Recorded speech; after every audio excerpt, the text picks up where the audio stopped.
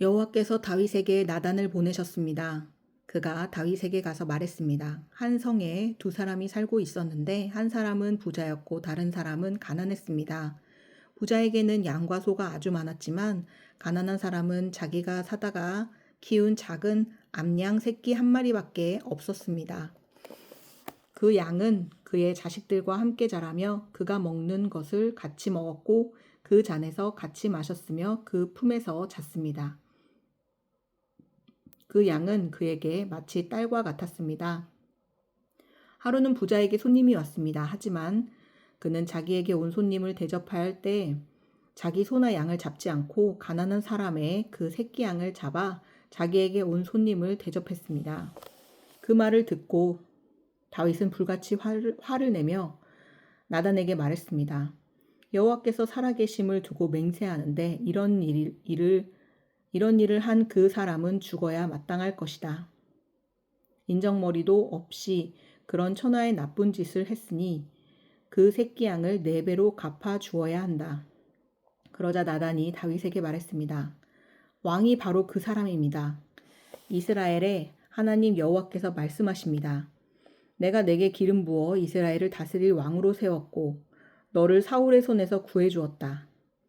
내가 내 주인의 집을 내게 주었고 내 주인의 아내들도 내 팔에 안겨주었다. 이스라엘과 유다의 집도 내게 주었다. 그리고 이 모든 것이 모자랐다면 내가 더 많이 주었을 것이다. 그런데 내가 어떻게 여호와의 말씀을 무시하고 여호와 보시기에 악한 짓을 했느냐? 내가 햇사람 우리야를 칼로 쓰러뜨리고 그 아내를 내 것으로 만들지 않았느냐?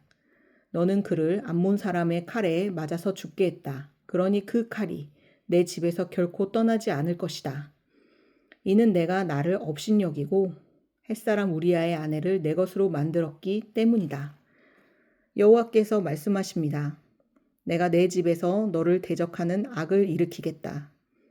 내가 바로 내 눈앞에서 내 아내들을 데려다가 내 이웃에게 줄 것이니 그가 밝은 대낮에 내 아내들을 욕보일 것이다. 너는 아무도 모르게 그 짓을 했지만 나는 대낮에 온 이스라엘이 보는 앞에서 그렇게 할 것이다. 그러자 다윗이 나단에게 말했습니다. 내가 여호와께 죄를 지었습니다. 나단이 대답했습니다. 여호와께서 왕의 죄를 용서해 주셨으니 왕은 죽지 않을 것입니다. 하지만 이 일로 인해 왕이 여호와의 원수들에게 모독할 거리를 주었으니 왕이 낳은 아이가 죽을 것입니다. 나단이 집으로 간 뒤 여호와께서 우리야의 아내가 다윗에게 낳아준 아이를 치시자 그 아이가 병이 들었습니다. 다윗은 아이를 위해 하나님께 간절히 기도했습니다. 그는 금식하고 집으로 들어가서 땅바닥에 엎드려 밤을 지새웠습니다. 집안의 노인들이 그 옆에 서서 일어나기를 권했지만 다윗은 그 말을 듣지 않고 그들과 함께 먹지도 않았습니다.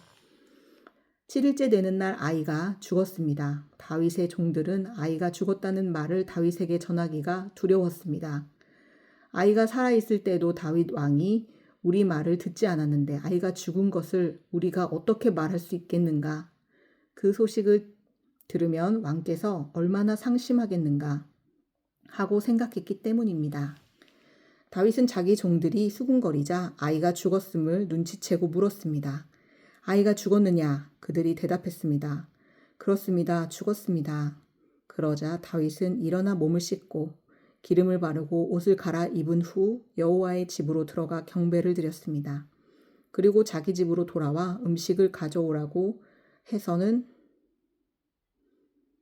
먹기 시작했습니다. 그의 종들이 다윗에게 물었습니다. 이게 어찌된 일이십니까? 아이가 살아있을 때는 금식하고 오시더니 지금 아이가 죽었는데 일어나 잡수시다니요. 다윗이 대답했습니다.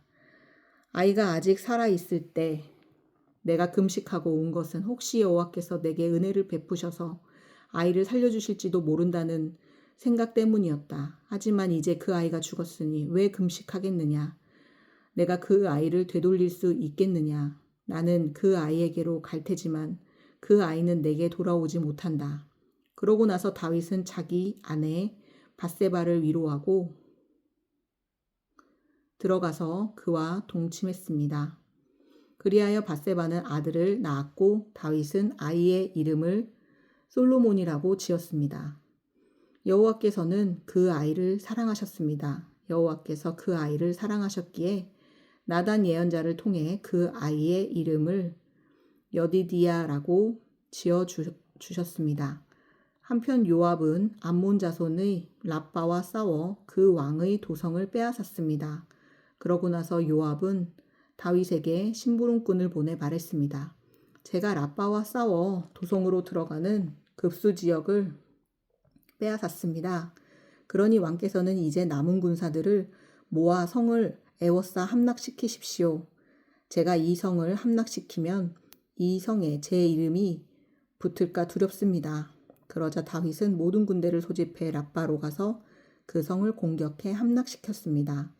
다윗은 암몬 왕의 머리에서 무게가 1달란트나 되는 보석으로 장식한 왕관을 빼앗아 자기 머리 위에 섰습니다.